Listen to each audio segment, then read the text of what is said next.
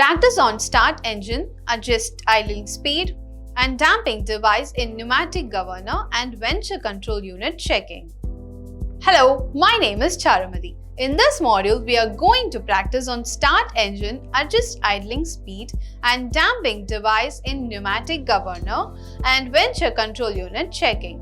At the end of this exercise, you will be able to adjust idling speed, damping device in pneumatic governor, venture control unit checking.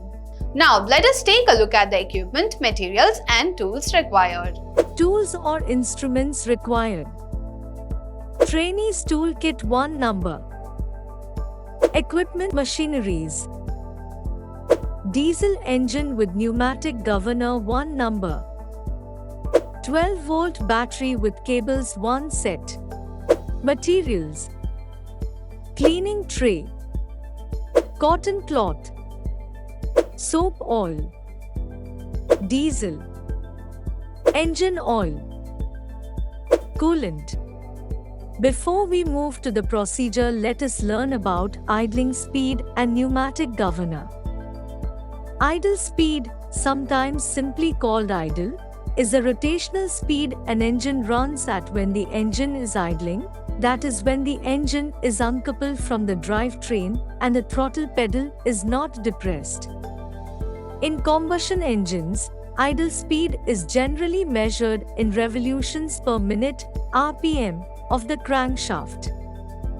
A pneumatic governor, also known as flap valve governor, is often employed to control fuel injection of an IC engine. Pneumatic governor is an all-speed type of governor. It regulates an engine's whole speed range. The Venturi effect governs the operation of these automobile governors. They respond to the velocity of air in the engine's intake manifold. The pneumatic governor is composed of two major components. Venturi section attached to the air intake manifold. This portion monitors the airflow velocity and generates a vacuum based on it. It has a butterfly valve attached to the accelerator pedal. Diaphragm unit installed on the fuel injection line. A diaphragm device installed on the end of the fuel pump can manage the fuel delivery based on the rise or decrease in vacuum created by the Venturi unit. A spring is attached to one side of the diaphragm, while a control rod is attached to the other. Let's start with the procedure. To begin the inspection, start by checking the tightness of the FIP, mounting the bolt, and making any needed adjustments. Next, check the water levels in the radiator. Ensure the water level meets the required threshold. If it's too low, promptly top it up. After examining the radiator, check the lubricating oil level in the sump and top up if it's not at the required level. Once you ensure the oil level, now it is time to check the fuel tank. Check the current fuel level and fill it if required. Connect the battery to the starting motor using the appropriate cables to ensure the engine starts successfully, preparing the vehicle for operation. Note: bleed the fuel system until the system is free from air with help of hand priming device. Moving on, check the tension of the fan belt. If needed, make adjustments to ensure optimal tension for effective operation. Turn on the ignition switch with the help of the ignition key. Starting the engine using the designated switch or button. Note: do not hold the start or button for a longer time.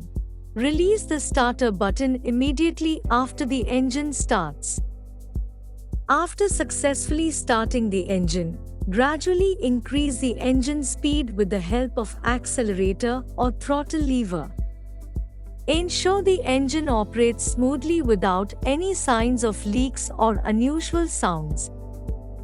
After observing, release the accelerator lever, allowing the engine to slow down gradually. Ensure the engine is running at slow speed and carefully observe the engine for any abnormal vibration. This thorough assessment during acceleration ensures the engine functions optimally and provides insights into its overall performance. After completing the engine inspection, lubricate the spindle and linkages of the butterfly valve located in the venter throat. Then, use a ring spanner to gently loosen the idling adjusting nut. Make adjustments to the idling screw with the screwdriver while monitoring the engine speed. Set the proper idling speed (RPM) of the engine as specified by the manufacturer. Once achieved, keep the screwdriver and lock the nut in position. Adjust the maximum speed similarly as shown. This step-by-step process ensures accurate adjustments to both idling and maximum speeds, optimizing the engine's performance in accordance with the manufacturer's specifications. The next task is to check the venter control unit in a mechanical motor vehicle. Preparation. Begin by disconnecting the battery's negative terminal to ensure safety during the inspection process. Locate the venter control unit (VCU). Identify the specific location of the venter control unit within the vehicle. It is commonly found in the engine compartment or another designated area. Visual inspection. Conduct a visual inspection of the VCU and its surrounding components. Look for any signs of physical damage, loose connections, or visible wear. Check wiring and connectors. Inspect the wiring harness connected to the VCU.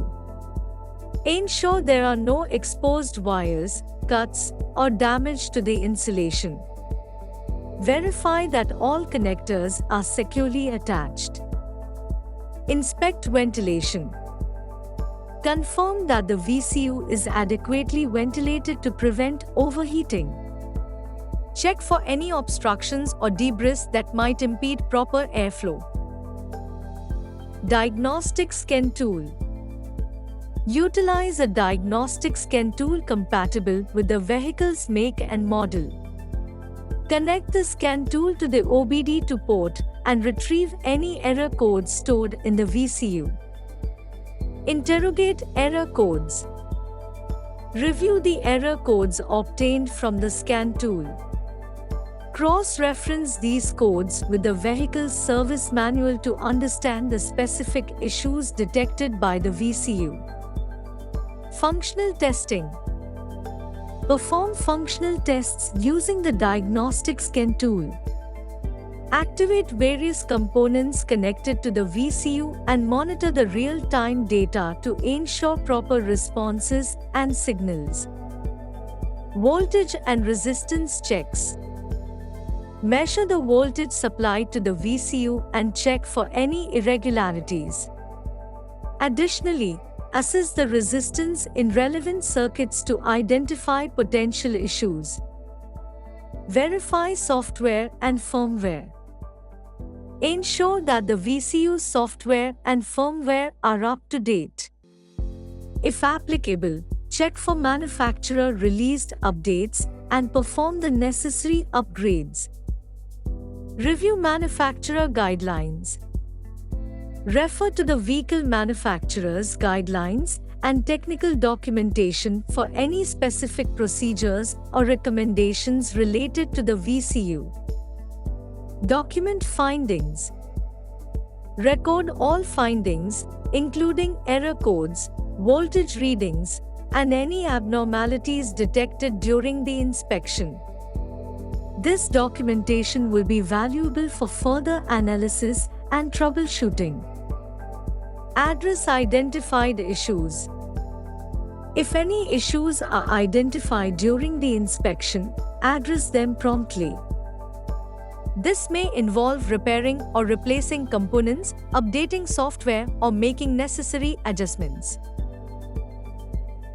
Reassembly. Once the inspection and any required repairs are completed, reassemble the vehicle components and ensure all connections are securely tightened. Functional test. Conduct a final functional test to confirm that the VCU is operating as intended after the inspection and any necessary repairs. By following this comprehensive procedure, you can systematically check and ensure the proper functioning of the venture control unit in a mechanical motor vehicle. We have come to the end of the exercise. Let us have a recap on what we have learned in this module. We have learned to adjust idling speed, damping device in pneumatic governor, venture control unit checking. Thus, we have learned to practice to start the engine, adjust idling speed and damping device in pneumatic governor, and also to do venture control unit checking. Hope you have clarity on this. Do this exercise with the help of your instructor. Thank you.